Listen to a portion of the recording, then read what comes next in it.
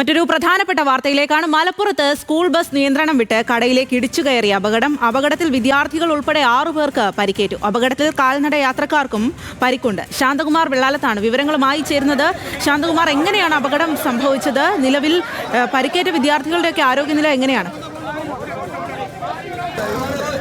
ഇന്ന് വൈകിട്ട് 4:30 മണിക്കാണ് ഈ ബസ് സ്കൂൾ വിദ്യാർത്ഥികളുമായി പോവുകയായിരുന്നു. അതിനകത്ത് എടപ്പാൾ കണ്ടനകത്ത് വെച്ച് നിയന്ത്രണം വിട്ട ഈ ഒരു വശത്തെ റോഡിന് ഒരു വശത്ത് ഒരു ചായക്കട ഉണ്ടായിരുന്നു. അവിടെ ഇരിക്കുകയായിരുന്ന ആൾക്കാരുടെ മേലും നടന്നു പോകുന്ന സ്കൂൾ വിദ്യാർത്ഥികളുടെ മേലും ഈ ബസ് ഇടിക്കുകയായിരുന്നു. അങ്ങനെ 6 പേർക്കാണ് പരിക്ക് പറ്റിയത്. 6 പേർക്കും നല്ല പരിക്ക് പറ്റിയിട്ടുണ്ട് എന്ന് തന്നെയാണ് പ്രദേശവാസികൾ പറയുന്നത്. ഇവരെ എടപ്പാളിലെ സ്വകാര്യ ആശുപത്രിയിൽ പ്രവേശിപ്പിച്ചിരിക്കുകയാണ്.